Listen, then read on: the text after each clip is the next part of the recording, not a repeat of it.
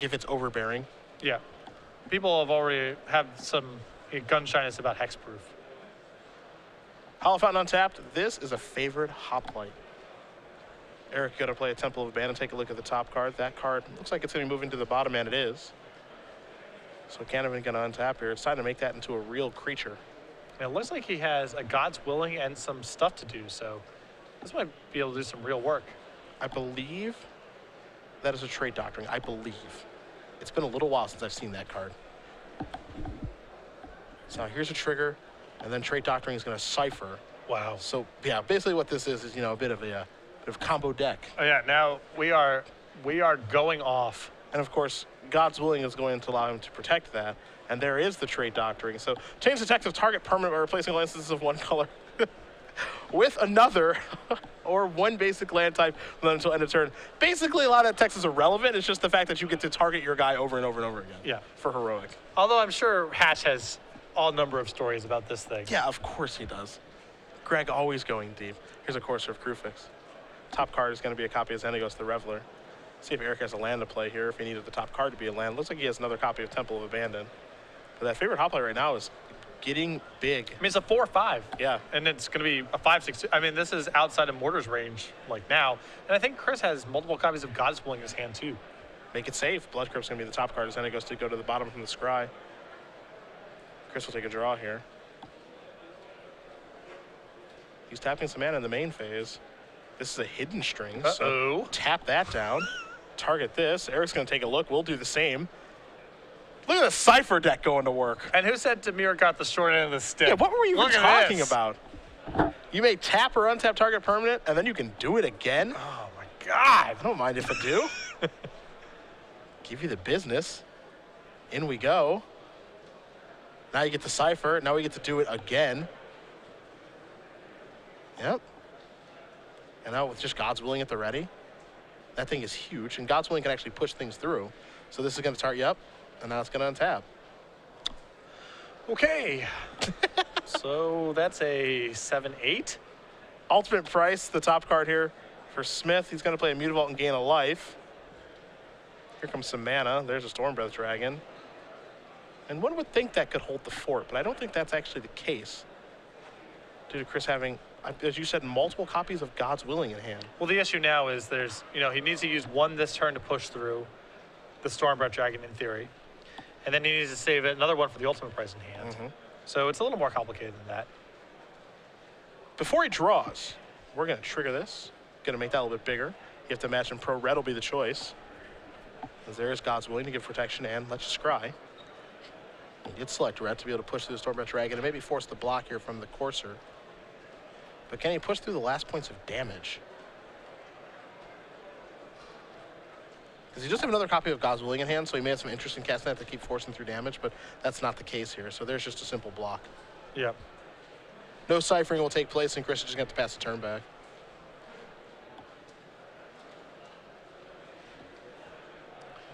So what is the exact functionality of Trait Doctrine? It permanently changes? Yes. So if he connects, can he change the Stormbreath Dragon to no longer have Pro White? Oh, boy. We'll take a look at We'll find out in a moment. Yeah, we'll take a look at Trait Doctrine one more time. I don't want to ruin the surprise. Yeah.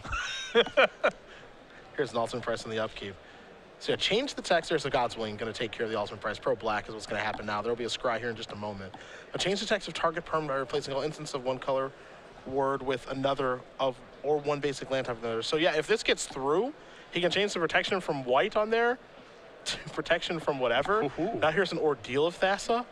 You're going to trigger. Yep, that's plenty of those. So I'll make sure we have the right number of counters on there. So Ordeal will trigger, obviously, as there is a boatload of these. You get a counter for attacking. Chris has a lot of dice with him. Yeah. Yeah, Stormbreath Dragon's just going to block, of course. Because Chris's favorite hoplite is protection from black right now from ultimate price, but does not have protection from white. Now there is the mighty Laguna Band Trailblazer. And that is a real doozy. 4 copies of this bad boy. Just, what do you know about that 04? Probably really good against Boss Sly, I would imagine. Good luck. I imagine this whole deck is good against Boss Sly. I mean, I imagine this deck get certain draws that just fold to a shock, but if you get something online, then Yeah, they lose. yeah. I think you can play in such a way that shock isn't actually good against you, too. Sure. I imagine. Uh-oh, Mutavault's feeling frisky. So here comes that and Scavenging Ooze. Looks like an attack here for 5. Laguna can block. You have to be a little bit scared of the old Rampager here. I don't know what else this Trailblazer is doing otherwise. Trailblazing. Well, it's not really blazing. And that's also, it's really weird to make an 0-4 a Trailblazer. It seems like something that sort of stays at home a lot, you know what I mean? It's not really going out very much. Well, he's got to get the engine going. Right. Got to get the engine revved. Here is the GWOR Clan Rampager, and it looks like Erik's also going to remove that from the graveyard here and make Ooze a little bit bigger. So forcing through some damage via Trample and Scavenging Ooze. And Stormbreath Dragon playing defense quite well. That protection from white, not just thrown on that card on accident. As Chris will take a draw here. Can he find another copy of God's Willing, maybe to push through damage? Doesn't look like it. Another copy of Ordeal of Thassa. That'll draw him 2 more cards. Make his favorite Hoplite bigger, too, if he does want to cast right now, and it looks like he does. Well, also keep in mind he has 4 copies of Aqueous Form in his deck, too. Oh, baby. So that's another way for him to just win the game if he's able to find it. I actually forgot about that. A card that actually saw some play and block. Yeah. It'll push through damage. I think Chris is considering if he can afford to attack right now. He's going to. Of course, Ordeal's going to put a counter on there, and that's going to die. And now we're going to draw 2 cards, and you have to imagine Stormbreath Dragon's going to block, and it will, yet again. Chris is just maybe just drawing too many lands here. Also, I think Hidden Strings would be a relatively good draw, just to tap down the dragon. It's not great, but it would be good. You see Ooze is going to go active here, take care of the Trailblazer. I think the big question right now for Chris is, am I dead? So 8, 6, 5. It is lethal on board. Will Erik make a lethal attack? The thing here is that you don't really know what your opponent can have because you're playing against what is a relatively unknown archetype. So it's very easy for us here and you guys at home to just say, yeah, you just kill him.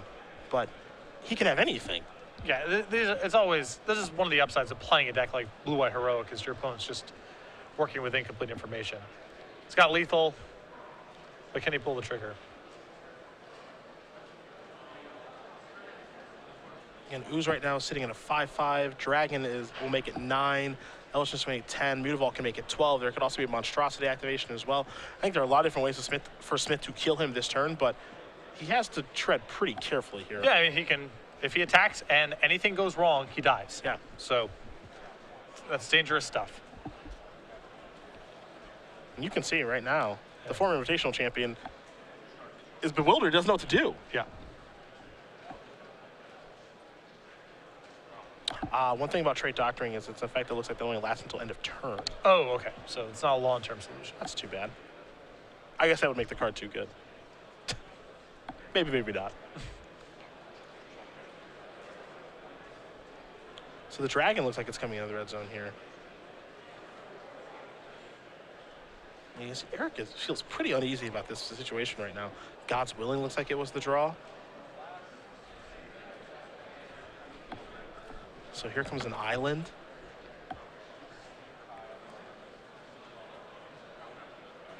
Now, God's Willing isn't the end-all be-all simply because there's a Mutavault hanging out back there. Yep. That's the big problem. And this may be one of the reasons that Erik decided to be pretty defensive this turn, is that he has a lot of things covered here. One God's Willing does not kill him, for example. I think this is a situation where playing defensively is probably appropriate, especially when you don't know what your opponent can have. Like, trying to go for it is probably the wrong way to go about things, just because you could die. Yeah, if he has nothing, let's say, you just go, end of turn, Monstrous by Storm Breath, untap, kill you. Yeah. If he does have something, then you die for sure on the way back. Yep. So it makes a lot of sense for Erik here to play slightly more conservative than he absolutely has to. Here are the strings.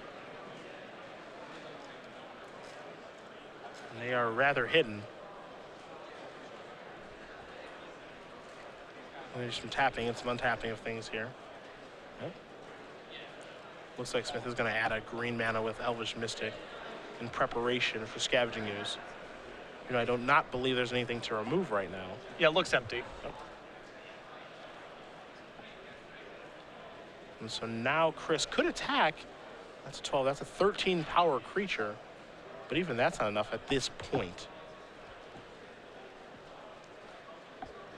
And all he can do is just pass the turn back, so nothing exciting there. Domri was the draw there for Smith. That one doesn't matter too much. But one thing that Smith did not do is he did not go monstrous with the Stormbreath Dragon. Of course, because he didn't want to leave his Mutavault down. Exactly. So once the elf gets tapped, Chris says declare attackers. That's the opportunity for him to use the mana to monstrous. He doesn't want to do it there because he is likely to die.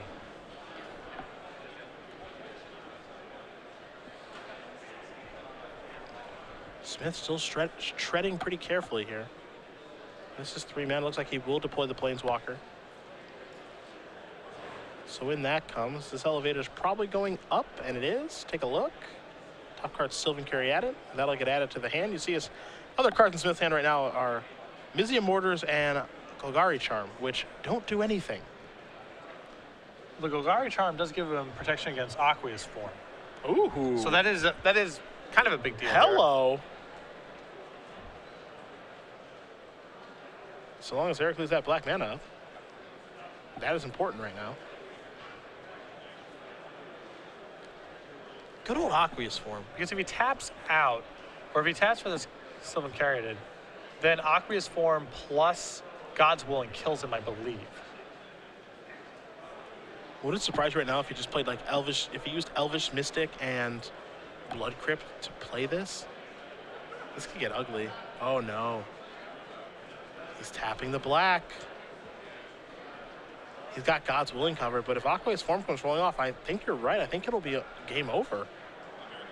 And he's going searching for it. Here's God's Willing. That's going to trigger Heroic. Take a look at the top card. He left it on top pretty quick. That was on the upkeep, I imagine. Oh, yep. Draw. Aqueous Form. Oh my God. Trigger Heroic. 6, 12, 13, 14. That's 15. Oh my God. And he didn't leave up. Yeah, he tapped out. He didn't leave up G-Charm. This is the 2 exact cards that by playing the Caryatid he walked into, and Chris steals that game. Oh my goodness. Blue-White Heroic does win game number 1 here over Erik Smith playing Jund Monsters, and Chris knows that he just stole one. Yeah, well, Erik had him dead on board 2 turns ago. Yep. Had him dead again, and then had the ability to play around the running outs that Chris had access to. This is the advantage of playing an unknown archetype. Some uncertainty is a good thing to have in a tournament there. Absolutely. If Erik knows the deck list, there's no way he loses that game. No. No way he loses that game. Time to look at sideboards, and we will look at Erik's first. He has 2 copies of Anger of the Gods, 3 Midcutter Hydras, 2 Rakdos Return, 2 Nylea's Disciple, a Golgari Charm, a Chandra Pyromaster, a Doomblade, 2 Putrefies, 1 Gruul Charm. So I think we can safely bring in 2 copies of Putrefy and a Doomblade here. Additional removal is pretty nice. And I'm not sure if you really want Anger of the Gods for this matchup. Chris has a lot of ways to circumvent that, either by making his creature too big or by just using the Trailblazer or Nimbagus Elemental. So I think the additional spot removal is definitely good, but past that, there's nothing I'd really go to here. Other side of things, we're going to look at a real doozy of a sideboard. 4 Celestial Flare, 4 Ordeal of Heliod, a Rootborn Defenses, 2 Battle-Wise Hoplite, 2 Swift Justice, and 2 Mortal Obstinance. Why don't I know this card?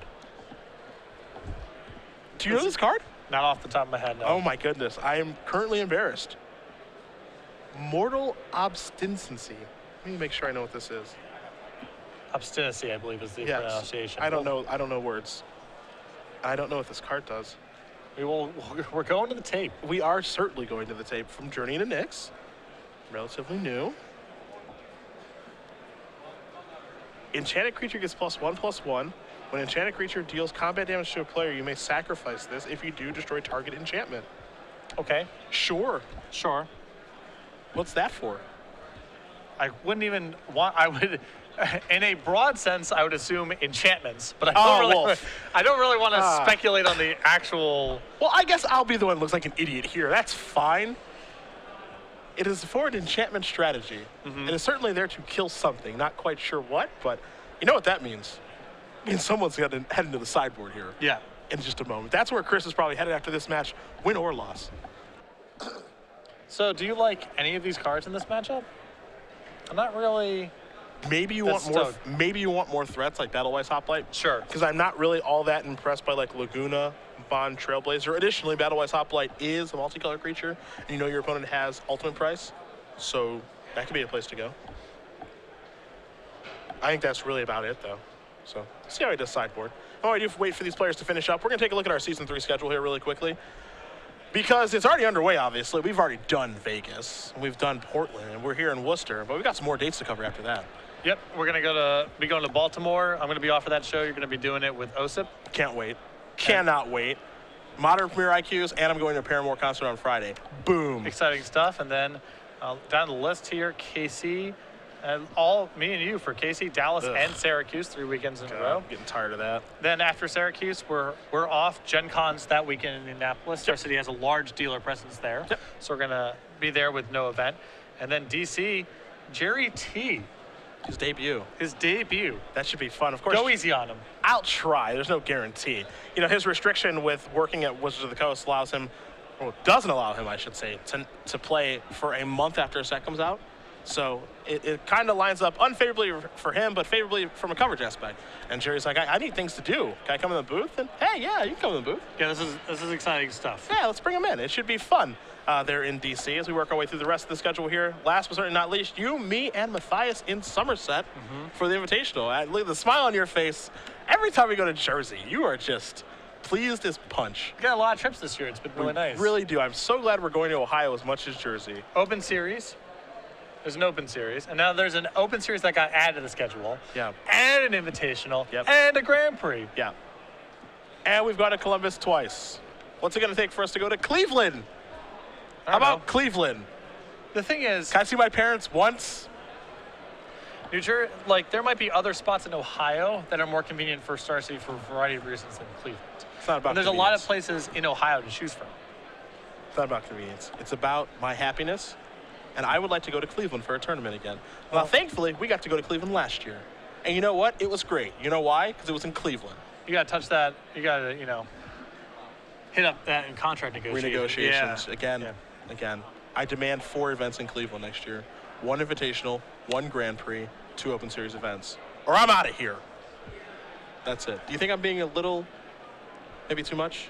Maybe I'm asking for too many things? It's a lot. I mean, you have to go to Jersey 4 times. Right. But it's not like Star City is going to New Jersey because I want to be there. It's just a happy coincidence. Well, sure, a lot of people happen to come to the tournaments, but we don't really know what Cleveland's capable of because we don't ever get to go there. Well, we have some idea of what Cleveland's capable of because we have numerous events in the Ohio area. So we actually do have a frame of reference. Greatness is what it's capable of. Actually, when we were there, it was very dreary and kind of ugly. But that's okay. That's my home. Yeah. I like my home. Looks like both players taking a mulligan down to 6 here. How far did you grow up outside the city proper? 25, 30 minutes. Okay. Probably less than that, I think. In the rough suburbs of Strongsville. Barely made it out alive. Yeah. I doubt that story all those Nerf guns. Yeah. Real scary stuff, dude. Busy playing Magic. It was very scary. Yeah. In my hometown. Playing Magic at the local comic book store. Hard Scrabble upbringing. You have no idea. Watching Home Alone in my downtime. While being home alone. Chris with a really, really impressive Game 1 win there. Yeah. I like the fact that, no one's going to really know what he's up to over the course of the weekend. Don't forget he mulliganed once that game. 5. He went to 5. He went to 5 that game? Yeah. Yeah. It's a pretty good draw. Doesn't take a lot, That's true. That's definitely true. And the deck plays 18 lands. It has a lot of the Tom Ross element to it, too, where you kind of have some amount of implied card advantage because you will have more spells than your opponent over the course of the game. We've got some Cleveland fans here on Twitter. They want the Open Series back in Cleveland. I'm with you, guys. I'm with you.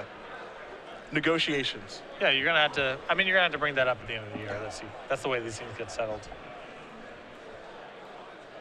And you have so many demands already that I don't know. Yeah, which ones am I supposed to let go? You have to figure out how to prioritize it. Yeah. It's tough. It's tough. It's really difficult.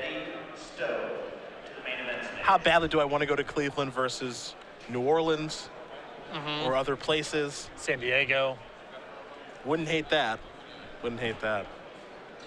That San Diego show we did, that was me. You were there, right? Yeah. It was me and you. Yeah, that was, do you know it was the beginning of last year? No, I did not know that. It was the first weekend of last year. It'd be pretty crazy if they had me not work the show in San Diego. That'd be great. You get to deal. You get to battle. I don't know if I have it. I don't know if I have it in me right now. Oh, come on. Yes, you do. Burns even good right now. I don't know if Burn will be good then, but Burns good now. I mean, I'd mix it up, but it's not. We'll find a standard deck for you. I'd rather cover. All right. I don't need a standard deck, man. 4 deal 4 with Convoke. Lock it up. Stroke them, their flames. Yeah. There'll probably be a deck there. Let's see what kind of 6-card hands these two players can find here. Well, Chris is all the way down to 5 again. 5 again? Come on, Chris. I guess it worked for him last time. I mean, the mana is pretty tight on this deck, you know? There's only 18 lands, 4 of them are mana confluences. You're going to get draws that are not keepable a good percentage of the time. Yeah, the mana wasn't good in block for this deck, and it's not really good in standard either. Yeah. 4 Hollow Fountain, 4 mana confluence, 5 islands, 5 plains. You're going to fail a lot. Can't even mess around with Temple of Enlightenment. There's just not enough time. Yeah. I mean, fortunately, you do get to actually, like, you get to scry God's Willing, and, you know, you get to kind of fix some things here, but, you know, your opening hands, there could be some real trouble there. And he's going down to 4, so I imagine we're probably going to play a third game here in a bit. We'll see, of course. I don't know. All it takes is one favorite Hoplite, God's Willing, and that's Game Boys. Hidden Strings. Yes. And that's all you need. Consider it over with. It requires very little setup. I mean, he had 4 lands in play last game and was comfortably flooding out. You know, yeah, so. That's true. That's definitely true. Our backup match between Jared Betcher and Max Tietz is over, so we'll see if we have another match to move to, but Betcher moved on to 3-0. Not sure what Tietz is playing this weekend, but another former Invitational champion in the house. And Tietz has had a lot of success outside that Invitational, so. And apparently, if you follow Max Tweets on Facebook or you're friends with him, he put out a brand new CD. I didn't know he makes music. You know, that was my first, oh man, I'm getting old moment in Magic ever. Okay. I played him at Grand Prix Columbus in 2010, thereabouts. And back when I was working at Target, running that store, he used to play in my JSSs. Okay. Because him and his brother, you know, I knew his mom, you know, they come down to these events or whatever. Yeah, sure. And so we played, I'm like, oh, what have you been up to? And in my head, it's still, you know, 13-year-old Max Tietz or whatever. He's like, oh, you know, in college, in a band. And it's like, oh, wow, it's happens so fast. Yeah, it's just, you know, making music, living my life, as it were. Yeah, he put out some new music on Facebook. That was pretty sweet, so. I've not checked it out yet, but I will. Chris going to give a hearty shuffle. He doesn't want a mulligan again. So he has to go to 4 cards here. 4, that's not a lot. But still, with a Hollow Fountain / Mana Confluence, I think he can get a functional 4-card hand. That's all it takes. If he has colored mana issues, then he's doomed. Someone here on Twitter makes a very good point. About? In retrospect. The irony of not having an open series in Cleveland but running a GP in Florida. It's a LeBron James joke. Kind of. We're taking Star City games to South Beach. But it was never in Ohio to begin with, so the analogy is not perfect. I suppose that's true. That'd be really nice if there was supposed to be an open series in Cleveland and it just got removed. Here's a Mana Confluence. And a favorite hoplite yet again. Smith gonna play a Mutavault. Looking at Missing Mortars. Kill it. I would kill it. Kill it. Just kill it. Eric, just kill it. I would just Don't get fancy here. I would get it off the table. Yeah, there it is. There you go. He had the option between that or a Sylvan Caryatid, and I understand wanting to play the Caryatid and ramp, but get the thing off the board.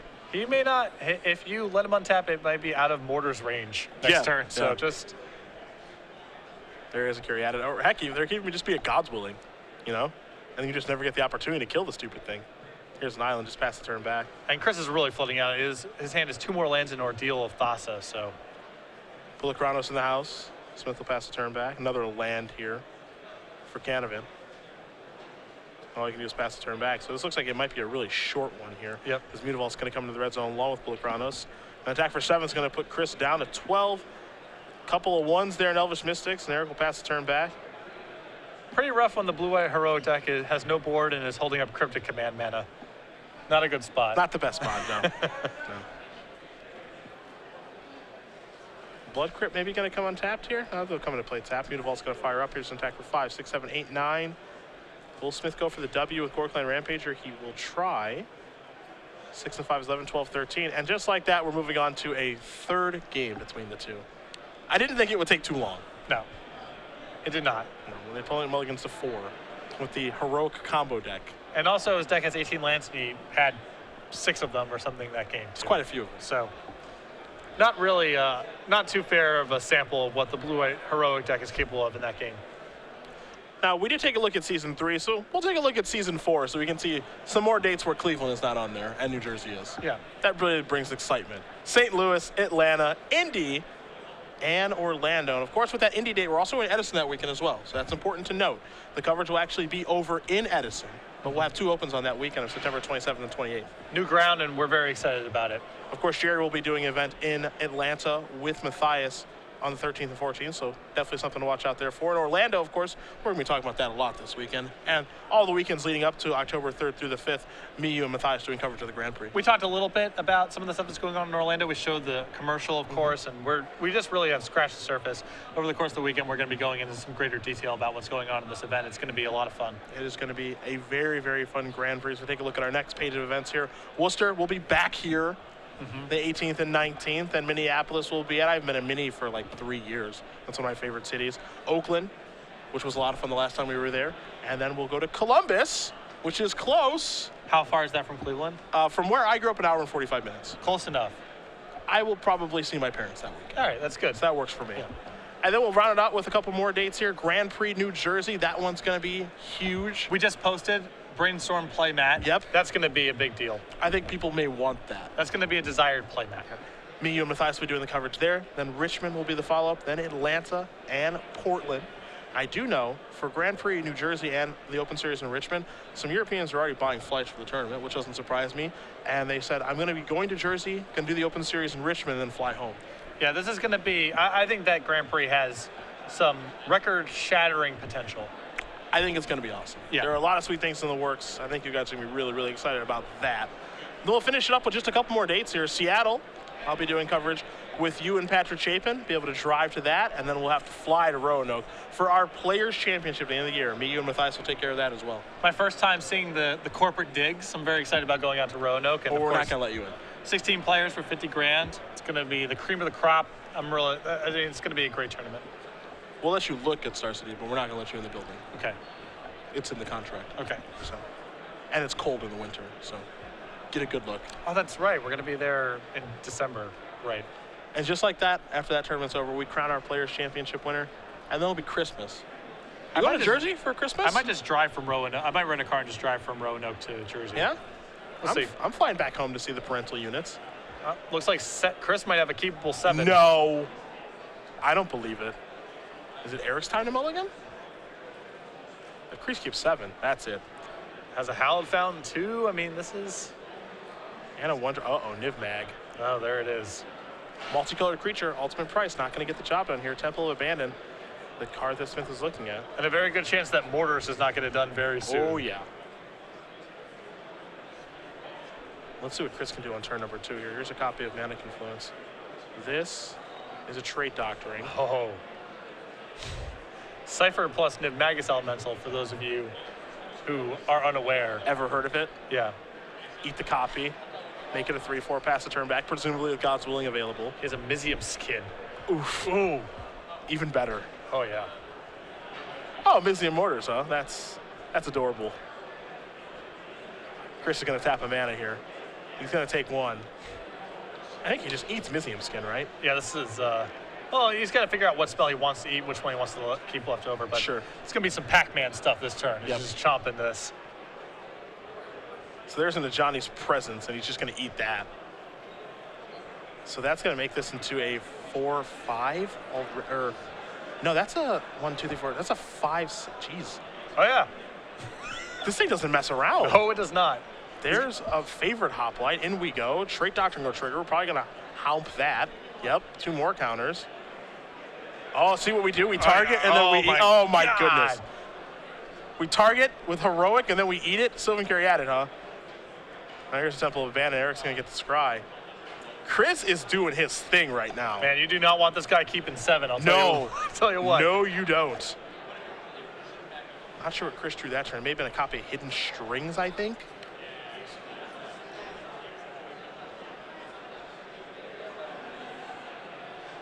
Andrew Schropp better be ready because this deck's going to the sideboard. Yeah. I have a feeling. There's Hidden Strings. And so there's going to be some triggers here. It's going to untap a land. We're going to Cipher on Niv-Magus Elemental. And now we're casting Aquasea's Form. Oh my goodness. And now we're coming into the red zone here. This is just a baiting. This is a baiting. You've got to scry with Aqueous Form. Mizium Skin still left over in all this. Haven't even needed that yet. You have to imagine this is a good matchup, right? Like the only thing they have is removal, and you can counter it. Yeah. Because your creatures are going to be bigger than theirs. Mizium Skin plus God's Willing is really tough on a deck who can only interact with you with 2 and 3 pieces of removal. You see the Cipher here from Hidden Strings is going to target, of course, favorite Hoplite. He's going to eat that. I imagine he's eating something with Trait Doctoring as well. Just going off. Yep. Target again. Probably eat again. Maybe untap something, but everything's getting bigger. I don't know if we have enough dice at the table. Just an 11 power Niv-Magus Elemental that's unblockable. I'm not, like, really impressed. Yeah. Yeah, that's good. That's going to do it. Chris is going to win this match with Blue-White Heroic, defeating former Invitational champion Erik Smith and his Jund Monsters deck 2-1. And this deck looks pretty tough to beat if it keeps 7. Game 1 was the really interesting thing, too, and it shows you a lot of the advantage of brewing in tournaments. Erik had him dead on board. Yes. Just couldn't pull the trigger because opponent has 3 cards in hand, 3 mana up. You've maybe never seen this before. What's going on? And that sets the stage for a couple turns later for Chris to steal it. Game 2, he mulligans 4, can't really play, but game 3 has a powerful 7-card hand. Nothing wrong with Eric's draw, but just wasn't even close. I mean, he had turn 2 Mortars, turn 3